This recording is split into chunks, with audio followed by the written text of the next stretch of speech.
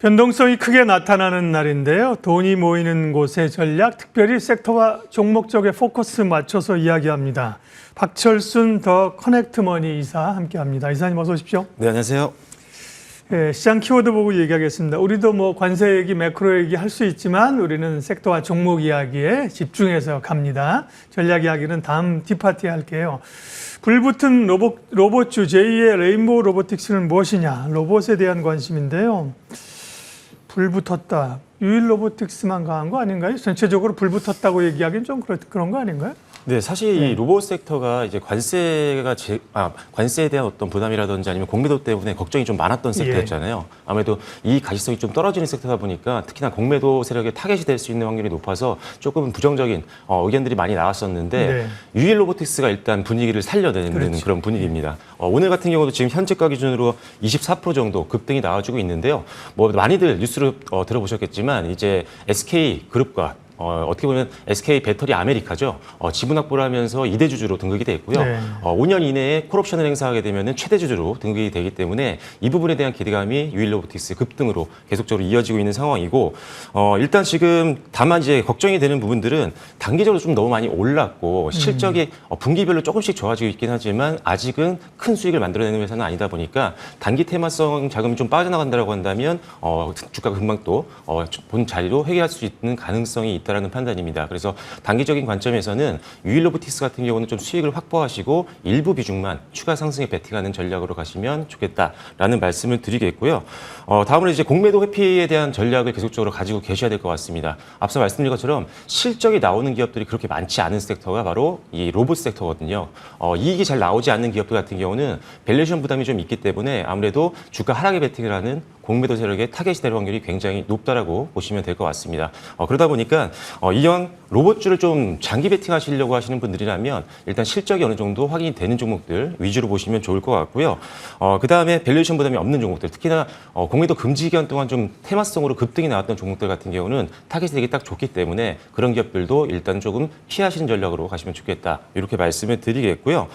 그다음에 이제 마지막으로는 이제 공매도를 회피하기 위해서는 항상 로봇 섹터만 국한된 게 아닙니다. 모든 섹터가 일단 공매도의 세력지표죠. 대차 잔고가 증가를 하는지 일단 먼저 확인을 하시고 그리고 실제로 공매도 비중이 늘어나는지에 대해서도 계속적으로 체크를 하셔야 됩니다. 그래서 이 부분은 로봇뿐만 아니라 모든 섹터에 적용이 되는 거니까요. 항상 대차 잔고와 공매도 잔고는 크로스 체크를 하시길 바라겠고요.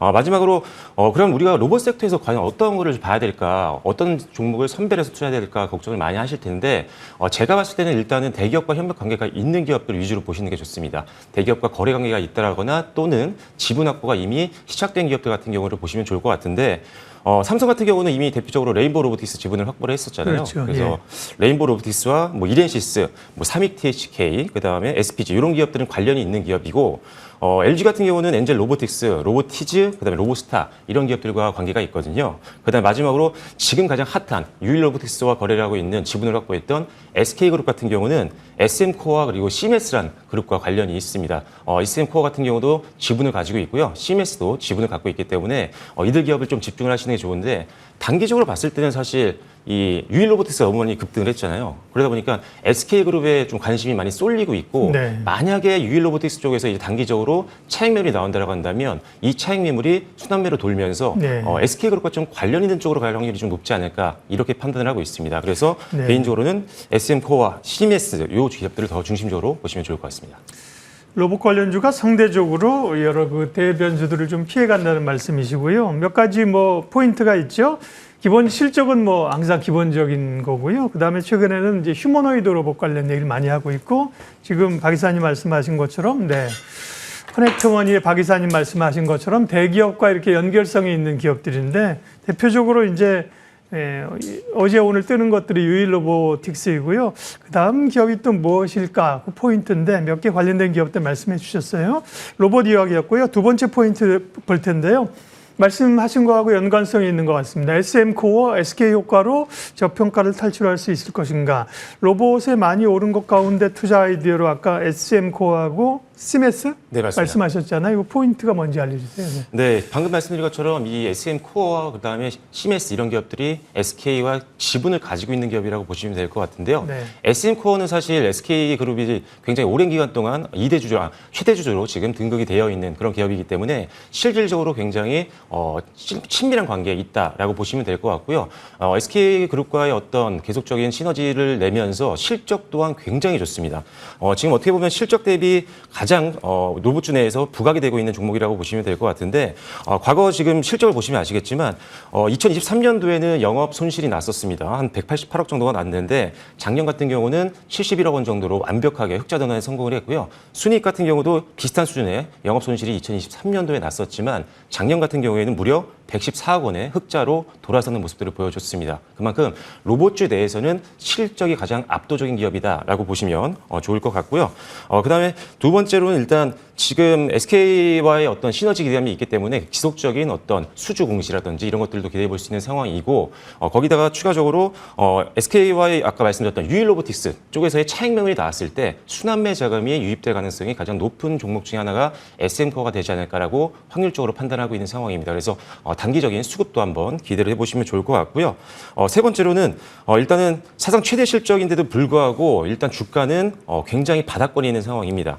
자, 올해 같은 경우도 역대 최대 실적을 바라보고 있는 상황인데 과거 사실 지금 2023년도 최고가 대비했을 때 거의 절반 수준에 위치하고 있는 구간이거든요. 그렇기 때문에 실적도 잘 나오고 있는데 지금 주가는 바닥권에서 이제 반등을 좀 기다려볼 수 있는 구간이기 때문에 실적만 보더라도 로봇주가 아니더라도 SK와 관련이 없더라도 충분히 베팅을 고려해 볼 만한 그런 종목이라고 보시면 될 것 같습니다.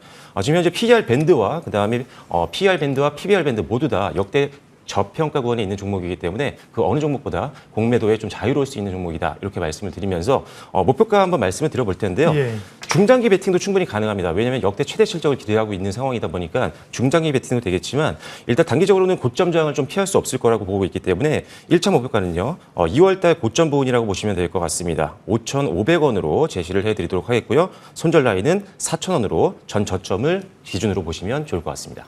SM코는 이제 물류 자동화 이런 기업인데요. 스마트 팩토리 SK가 이미 뭐 최대 주주이네요. 그죠? 네, 맞습니다. 네, 이런 데 관심이 있고 아까 잠깐 말씀하신 CMS도 SK텔레콤이 6.5% 지분 가지고 있습니다. 여기도 AI 로보틱스 이렇게 돼 있네요. 네, 맞습니다. 예.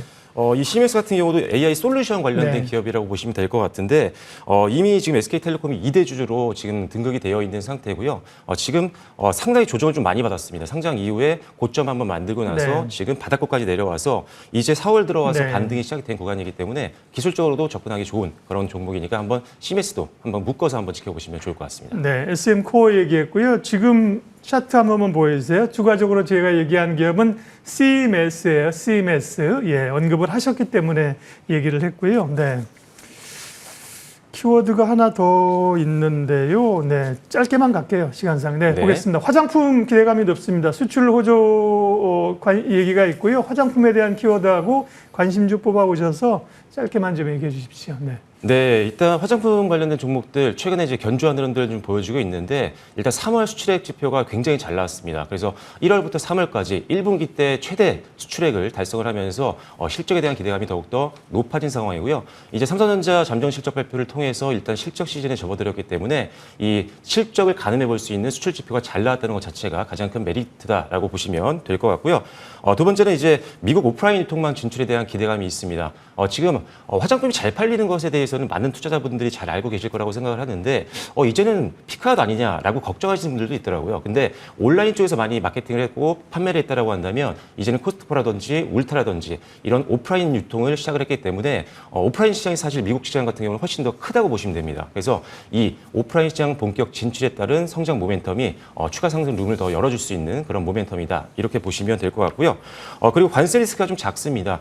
만약에 관세가 부과가 된다고 하더라도 사실 가성비 제품들을 많이 해외에서 팔고 있다 보니까 약간의 가격이 좀 오른다고 하더라도 소비자의 구매가 떠나지는 않을 거라고 판단하고 있는 거죠. 예. 그래서 그런 부분들로 관세의 관점을 갖고 있다라고 보시면 될 것 같고 공매도 타겟이 붙기에도 실적이 너무 잘 받쳐주기 때문에 공매도에도 상당히 좀 자유로울 수 있는 섹터라고 보시면 좋을 것 같습니다. 네, 관심주는요. 네, 관심주 같은 경우는 상당히 많은데요. 일단 OEM 관련된 기업들은 다 괜찮습니다. 코스맥스라든지 코스메카 코리아, 네. 한국콜마 이런 기업들 같은 경우는 미국이 중국을 견제할 때마다 상대적으로 반사익을 봤던 경우가 굉장히 많았고요. 실제로 트럼프 1기 때도 반사익을 보면서 실적이 성장하는 모습들을 우리가 확인했던 전례가 있었기 때문에 그런 부분에서 OEM 기업들을 좀 보시면 좋겠다라고 보고 있고요. 소재라든지 용기 같은 기업들도 좋습니다. 낙수 효과를 계속 보고 있는 기업이기 때문에 선진 뷰티 사이언스와 같은 화장품 소재를 만드는 기업들 아니면 용기를 만들고 있는 펌텍코리아 같은 기업들도 눈여겨보시면 좋을 것 같습니다. 네, 머닝의 섹터 종목 전략 더 커넥트 머니 박철순 이사님 함께했습니다. 고맙습니다.